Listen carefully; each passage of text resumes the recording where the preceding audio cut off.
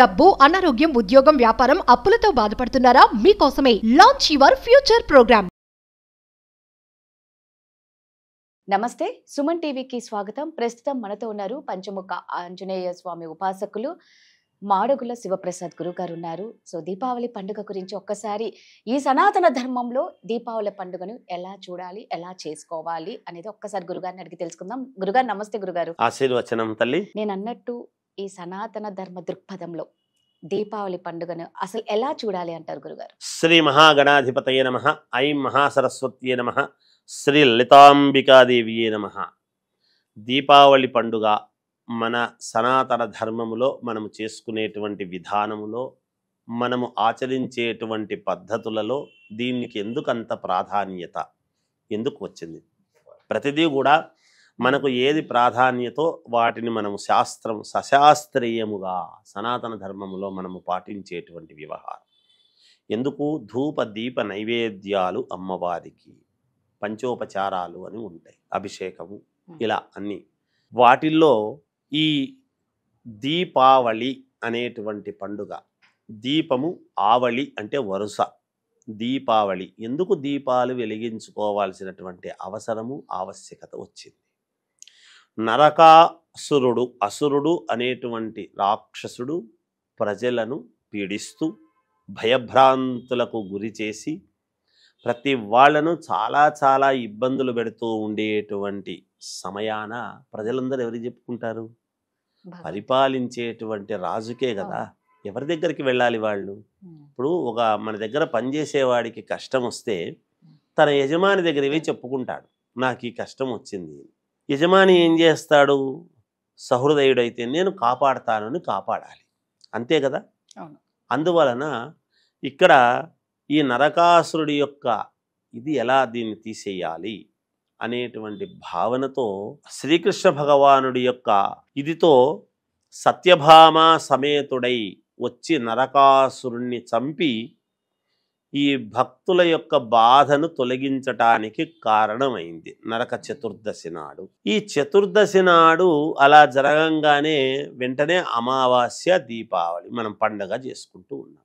ఎందుకు? చతుర్దశి నాడు నరక చతుర్దశి అనేటువంటిది వచ్చి ఎప్పుడైతే సంహరించినారో రాక్షసుని, అక్కడ తర్వాత అందరికీ సంతోషము కలిగింది ప్రజలందరికీ. ఇవాల్టి రోజున దీపాలు, లైటింగ్ వ్యవహారము అంతా, వీధి దీపాలు, ఎలక్ట్రికల్ వ్యవహారం అంతా వచ్చింది.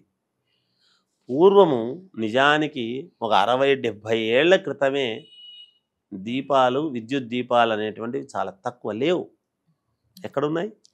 70-75 ఏళ్ల క్రితము లాంతర్లు పెట్టుకొని, బుడ్డీలు పెట్టుకొని, దాని చుట్టూ ఉప్పు పోసి కిరోసిన్ అనేటువంటి దానితో వెలిగించి జీవనం గడుపుకున్నటువంటి వాళ్ళు. మరి మనము దీపావళి ఏనాటిది? కనుక మన ఇంటి ముందు మనం ఏం చేస్తాము? మన ఆనందాన్ని వ్యక్తపరచటం అనేటువంటిది దేని ద్వారా వ్యక్తపరుస్తాము? అప్పుడు ఇంటి ముందు దీపాలు వెలిగించటం. అందుకే ఆ మధ్య ప్రధానమంత్రి నరేంద్ర మోడీ గారు కూడా అందరూ సెల్ ఫోన్లు వేసి లైట్లు చూపించండి అని అన్న కారణం, విద్యుత్ కాంతి ఒక్కసారిగా అంత మామూలుగా లైట్లన్నీ బంద్ చేసి మనము వెలిగించేటువంటిది ఒకసారి చూపిద్దాము అనేటువంటి భావన అన్నారు. చూడండి, అక్కడ ఏమవుతుంది అంటే ఏదైనా కృత్రిమముగా అని కాకుండా స్వయం ప్రకాశకత్వం ఏదైతే ఉందో దాన్ని వెలిగించుకోవడం దీపావళి. ఈ దీపావళి పండుగ చేసుకుంటాం. దీపావళికి ప్రాధాన్యత ఏమిటి అంటే అమావాస్య. ఈ అమావాస్యలో చాలామంది డబ్బులు నిలువ ఉండడం లేదు గురువుగారు, డబ్బు రావడం ఎలా గురువుగారు, డబ్బు నిలువ ఉండడం మనం ఎత్తిపెట్టుకోవడం ఎట్లా, మాకు ఈ కష్టాలు తీరడం ఎట్లా, ధనలక్ష్మి రావటం ఎట్లా అని మాట్లాడుతూ ఉంటారు. ఈ దీపావళి పండుగ చాలా అత్యంత కీలకమైనటువంటి పండుగ ప్రతి వ్యాపారస్తుడికి కూడా. మీరు గమనించండి, పాత పద్దులన్నీ, అప్పులన్నీ కూడా క్లియర్ చేసుకుని కొత్త పద్దులు చేసుకోవడానికి పుస్తకాలన్నీ రెడీ చేసి దీపావళి నాడు శ్రీకారం రాసి పూజ చేసి పెడతారు. ఇప్పుడు ఈ అమావాస్య నాడు సాయంకాలం పూట దీపావళి అమావాస్య ధనలక్ష్మి పూజ అని చేసుకుంటాం. ఈ ధనలక్ష్మి పూజ చేయటంలో ఆంతర్యం ఏమిటి? అంటే ఒక చిన్న రహస్యం ఉంది ఇందులో, మనం కూడా పాటిస్తే ఉమ్, మామూలుగా శుక్రవారం నాడు ఎవ్వరికి మనము డబ్బులు ఇవ్వకూడదు అనేటువంటి నినాదం ఉంది. అమావాస్య నాడు కూడా డబ్బులు ఇవ్వకూడదు. ఈ అమావాస్య నాడు గనక మనం, అమావాస్య ఏమిటి అంటే చీకటికి ప్రతీక కదా. అవును. ఈ చీకటి అంటే ధనలక్ష్మికి ఇష్టం. ఎందుకు లక్ష్మీదేవికి చీకటి అనేటువంటిది ఇష్టము అంటే ధనము ఉండేటువంటి వాణ్ణి వెలుగులో నడిపించటానికి. మనము వెలుగులో ఉండాలి అంటే లక్ష్మీదేవికి చీకట్లో ఉంటుంది. అందుకే ఆమెను మనం ధనము ఎంచేటప్పుడు, మనము డబ్బులు ఎంచుకునేటప్పుడు వెలుగులో ఎంచరాదు. ఉమ్, అందుకే మనం నైరుతిలో బీరువా, నైరుతి అనేటువంటిది, నృతి అనేటువంటి రాక్షసుడు ఉంటాడు కాబట్టి నైరుతిలో ఉత్తరముఖముగా బీరువా పెట్టుకొని బీరువా దగ్గరికి వెళ్ళి లైట్ ఆఫ్ చేసి లోపల ఎంచుకొని జాగ్రత్తగా గనక తెచ్చి ఇగో గుంభనముగా ఇవ్వాలి లక్ష్మీదేవిని, బహిర్గతముగా ఇవ్వరాదు అనేటువంటిది ఉంది. అందుకే దేవాలయాలలో కూడా గర్భగుడుల్లో లైట్లు ఉండవు. దీపాలంకారముతో దీపాల యొక్క వెలుగులోనే మనం అమ్మవారిని కానీ స్వామివారిని కానీ చూడాలి, కానీ లైట్లు వేసుకోరాదు లోపల అమ్మవారి. ఎందుకంటే ఆమె ఈ కాంతిలో ఆమెను చూడటం కాదు, ఆమె కాంతి వేరు. ఆమెకు మనకు ఈ కాంతులన్నీ పెట్టి ఆమెకు ఇగో ఇలా ఇలా ఇలా అని చూపించడానికి మనం ప్రయత్నాలు చేస్తుంటాం. అలా ధనలక్ష్మి పూజ ఎప్పుడైనా లక్ష్మీదేవికి గుంభనము. ఎంత గుంభనంగా గనక మనము జాగ్రత్తగా గనక మనము అమ్మవారిని ధ్యానిస్తామో అంత మన ఇంట్లో స్థిరముగా ఉండటానికి అవకాశాలు ఎక్కువ.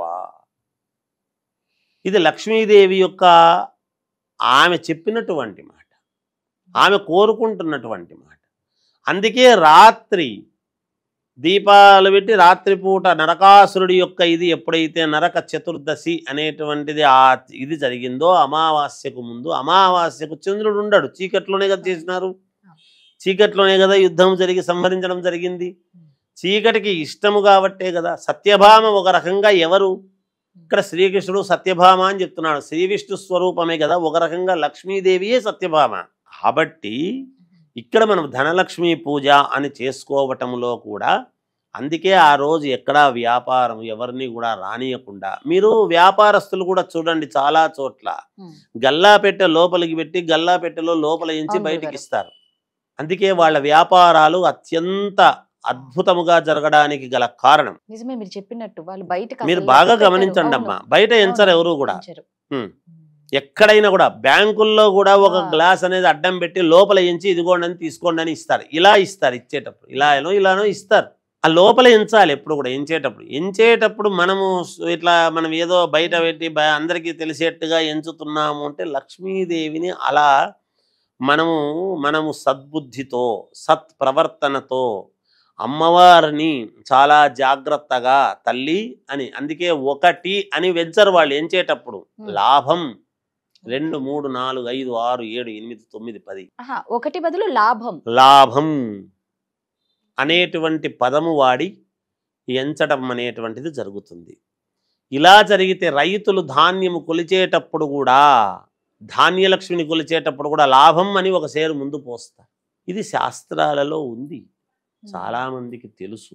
ఇప్పుడున్నటువంటి యువతకు ఈ మధ్య వాళ్లకు తెలియక ఇది గనక పాటిస్తే, మనము ఇంట్లో బెడ్రూమ్లో ఎప్పుడైతే మనం బీరువా పెట్టుకున్నామో అక్కడ లైట్ ఆఫ్ చేసి డబ్బులు ఎంచుకొని జాగ్రత్తగా లోపల పెట్టుకుంటున్నారో లక్ష్మీదేవి స్థిరముగా ఉంటుంది. లక్ష్మీ పూజ చేసుకునేటువంటి విధానము ఇదిగో ఇది అని చెప్పినారు శాస్త్రంలో. ఇది దీపావళి యొక్క రహస్యం. చాలా చక్కగా చెప్పారు గురుగారు. గురుగారు చెప్పినట్లు మన దగ్గర లక్ష్మీదేవి స్థిరంగా ఉండాలన్నా, మన వ్యాపారం అభివృద్ధి చెందాలన్నా గురుగారు చెప్పినట్లు చేస్తే ఖచ్చితంగా చెందుతుంది.